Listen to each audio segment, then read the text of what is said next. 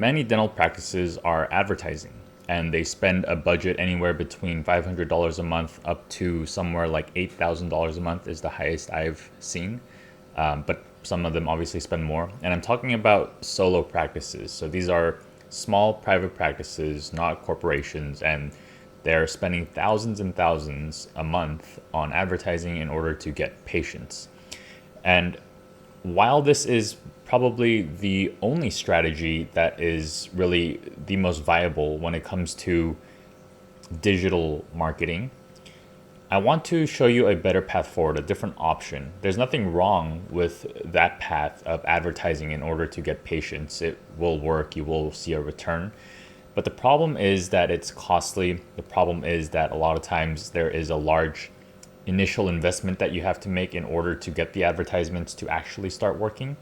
And sometimes what I've noticed also is that people work with really shady or less than competent freelancers or agencies that end up spending a budget, taking a fee, and not really showing anything in return. On the flip side, we have Mark Rosario, who was the founder and CEO of Liquid Death. You might have seen those water bottles with the crazy skull on them. They look kind of like beer, but it turns out they're just sparkling water. And I've always looked at that and wondered, why do people buy that, or why is it so popular and seemingly trendy now? So let me actually tell you how that came about and why that relates to this advertising budget that we spent. So I think it was back around 2010 or so. Mark Rosario, he's a fan of heavy metal. He went to a heavy metal concert and he noticed that people were drinking water out of Monster Energy cans. I happen to have one right here. And he asked himself, why are these people drinking water out of Monster Energy cans at a heavy metal concert? And it turns out in the heavy metal ecosystem, among those fans, there were people who were abstaining from drugs and alcohol because whatever personal reason. And in that industry, those people were labeled as being straight edge. So the people who were part of the heavy metal scene kind of saw these straight edge people as separate from them. And so if you went to a heavy metal concert and you were only drinking water, people would kind of look at you weird and you would feel a bit ostracized. And so these straight edge people would drink water out of Monster Energy drinking cans or Monster Energy cans. And when he noticed this, that got him the idea to develop Liquid Death, which is simply water, the most commoditized product there is. And I think if you look in the US, there's over 8,000 different water bottle companies. And he decided to create another one of them. But this time, he wasn't just trying to create another water with another feature, something like alkali or, I don't know, minerals or whatever. This water served the purpose of helping this group fit in to the group they wanted to belong to.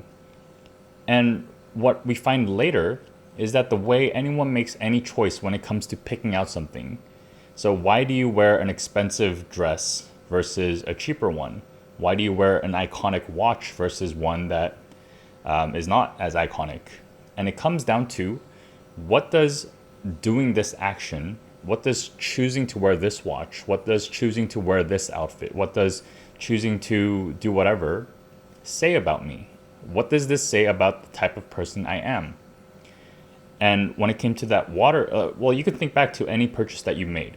So when you choose between a Mac laptop versus a different laptop, you're probably considering you in a social situation where people are observing you with that product versus one that's completely private. And I get that dentistry can be relatively private, but there's a lot of cases where it's also self-confirmation without the need of other people.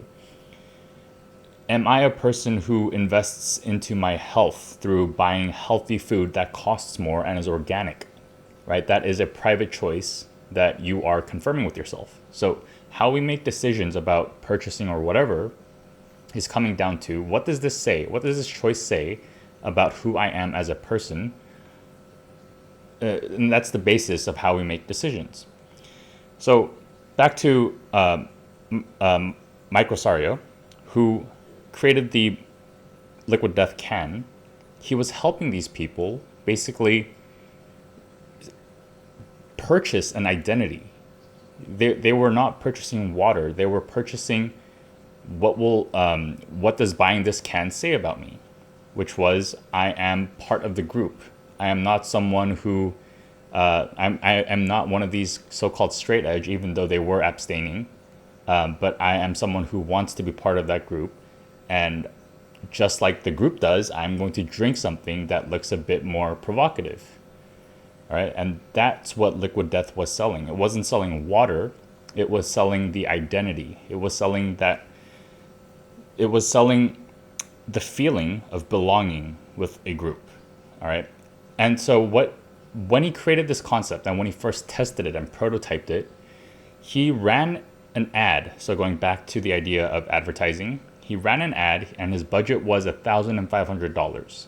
And this generated something like 100,000 followers on Facebook at the time. And it led to basically he had done more on social in the digital ecosystem. He had left a bigger footprint with those 1,500 ads than Aquafina had done in their entire history as a company. And that just goes to show the power of being a company that people are drawn to, that people choose because it says something about themselves that they want to tell and share with other people. All right. And so what we see, and that budget, like when you can draw people in versus having to drag them in, it's a completely different force behind that, right? I think back to Power versus Force by, anyway, that's a bit of a off topic, but the point I'm trying to make is that can we be the group? Can we be the organization? Can your practice be the organization that people choose in order to align with their ideas about who they are, right? And the process of that looks like identifying a group of people who share similar beliefs, because beliefs are what drive our ideas of what we should choose and what we shouldn't, right? When it comes to who I think I am, that's all based on beliefs. It's not really demographics. There's nothing that has to do with your age or ethnicity or gender, right? Who do you want? What are the belief systems that you want to attract? And from there, designing a practice that just completely aligns with that. And all the elements of your practice basically validating that identity that people want to have. And when you can do that, and those people start looking around, then your practice becomes basically the only option for them. What kind of person am I? What kind of patient am I? And I look across all these different options, and your practice is perfectly aligned with it, right? That's exactly what we want to create. And when you take this path, of course, it's a lot more difficult. It is a lot more emotionally involved than it is just running ads, but the rewards are much higher. The returns are much greater. Liquid Death doesn't need to run ads anymore because its message spreads through word of mouth, where other straight edge people tell other straight edge people about Liquid Death, and all of them get to benefit, right? The person sharing benefits, the person receiving benefits. Whereas if it's just pushing onto people, then there's very little meaning to that, and the relationship really goes another step further, right? So advertising has its merits. You can go far with advertising. You can get results, but it's going to be costly. It is not going to spread as much as if you're able to create a practice that is built on the identity and the decision-making processes that people have, which is what will choosing this practice say about me. All right. So that's it for today's video. Hope you found it valuable, and see you guys in the next one.